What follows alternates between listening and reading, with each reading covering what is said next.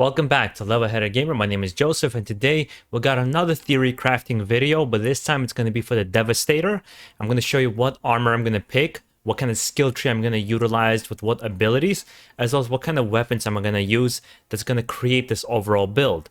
And I would love to hear from you guys what kind of ideas you had for your builds, and if you would like for me to cover another armor set and do a build on that as well. But without any further ado, I want to get right into the video. But if you do enjoy this kind of content, make sure to subscribe down below. Let's get into it. For my Devastator, I decided to go with the Seismic Command Armor Set, mainly because I like the abilities he's going to be utilizing here, not to mention it's going to be a bleed build, and I really like that idea here, especially on the legendary headgear. I like Impale skill being able to activate it 2 more times before triggering cooldown with the ultimate Impaler mod, and of course the other mod inflicting Earthquake inflicts bleed on enemies, and the armor set bonus being increased damage towards enemies with bleed. I think that's an insane combination with along other mods like in the legendary upper armor, the Palisade, where the Impale can be struck 2 additional enemies, and there's another mod in this armor set which basically makes Earthquake skill you can activate it more than once. Again, I'll be always doing these skills non-stop, and I think that's going to be really useful. But I want to move on to my skill tree so you can see how I'm going to utilize that with this armor set. For my Devastator, as you can see, I'm going to be utilizing the Seismic Shifter skill tree, but before we get into the nitty-gritty of it, I want to show you what I'm going to be utilizing in terms of skills. Now, the 2 skills that I'm mostly utilized with this build are Earthquake and Impale, correct? But the third ability I'm going to be using is Reflect Bullets. The one time I'll talk about mods is for sure I want to include the mod where Reflect Bullets becomes a dome around your character so you can run around instead of having to stand there and walk around slowly. So I'm going to be definitely utilizing that mod in this build. But let's get into the nitty-gritty of the build itself. For the skill tree, this is what I'm going to be going through each point right here. Anomaly point, anomaly power, some seismic cooldown, anomaly power again, resistance to piercing, anomaly power. Here I'm going to go up a little bit, increase the distance considered to be close range by 4 meters, and at the same time increase armor by 7% for each enemy in close range, so that I become even more of a tank, as you'll see even as you go down the skill tree, as well as increase firepower by 15% of your anomaly power. And I'm going to be using all the anomaly power nodes here, so that's going to be really useful.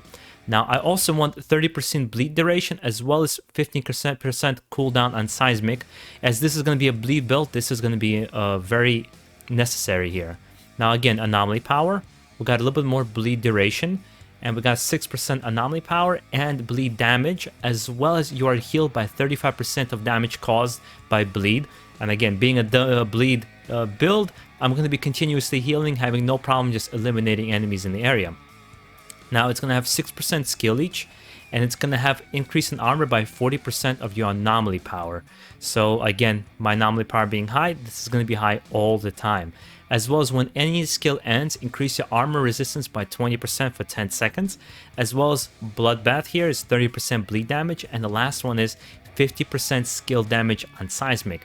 As you can see, I'm mostly going to be focusing on skills, but of course in terms of weapons I am going to be utilizing a mixture between shotguns and some kind of assault rifles. But let's actually get into that as well. And before we do, let me give you kind of just a little lowdown of what I got going on here, so you can see what I'm going to be doing with this character overall. And now let's move on to the weapons. Now, in terms of weapons that I'm going to utilize, the first one I want to use is the High Roller, the shotgun, mainly for the second mod, Clip Roller, just because when your mag is below 50%, I can roll it and reload it. Or at the very least, I'm going to take this mod and put it on other shotguns. That's where I think it's going to be extremely useful for a lot of them. Not to mention the level tier 3 mod is useful as well. But the other weapons I want to utilize, or at least I was thinking about, is Golem's Limb. Golem's Limb is going to be, I think, super useful with the level tier 3 mod, and then with the rolling mod to reload, I think it's just going to make it super powerful and slightly more tanky than he already is. The reason I like this shotgun a little bit more, the mag size is a little bit bigger than the High Roller, but perhaps my ammo will be recharging fast enough that I don't have to really worry about it. Going on to Enoch's Blessing is another shotgun I considered to be a little bit more of a team player, so that the killing shots create blasts around and restores health up to 30% for all players, and critical shots increase critical damage by 50%. Again, I think the clip roller is going to be an essential mod to have for any up and close shotgun build, just because they don't have large mag sizes, and that's going to be a way to kind of extend your damage without having to reload.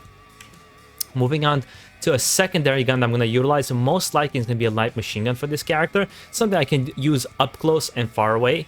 And I really like Roaring Umbra is my #1 choice, 100%, just because of kinetic stomp. You know, it's going to create shots, creating seismic shock around you, as well as the bleeding bullets. Hopefully there's a higher tier mod of bleeding bullets, so I can do more damage and more bleed on enemies. And since I have a bleed build, I think overall this is going to work perfectly. Not to mention pretty high RPM, nice damage, and a mag size of 100. This is great. The reload time is a little long, but especially being a tank class, should be fine. Moving on to other light machine gun I was thinking about is Damascus Offering. I do like the level tier 3 mod Claymore Torrent. Shots create shot damage of 4 enemies in 3 meters, create those anomaly blades. And I do like anomaly enhancement because I'm gonna have receive a passive fire boost equal to 30% the anomaly power, and I'm gonna have a lot of anomaly power kind of boosted on this character already, so that's just gonna be amped up even more. And I think it's gonna be, again, just a high damaging weapon for something that's up close and personal, especially after they inflicted with bleed.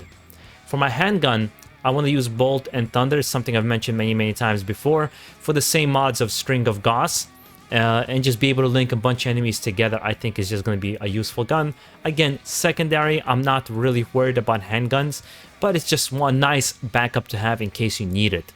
And that's my mod. That's going to be my build for the Devastator. And hopefully you enjoyed this kind of video. I would love to hear how you fix up my build to make it a little bit more functional or better, wherever it may be, or what kind of what kind of builds you guys have. And if there's a particular armor, as I mentioned in the beginning, if there's a particular armor you'd like me to do a theory crafting for, let me know down below. Guys, make sure to enjoy the rest of your day and take care.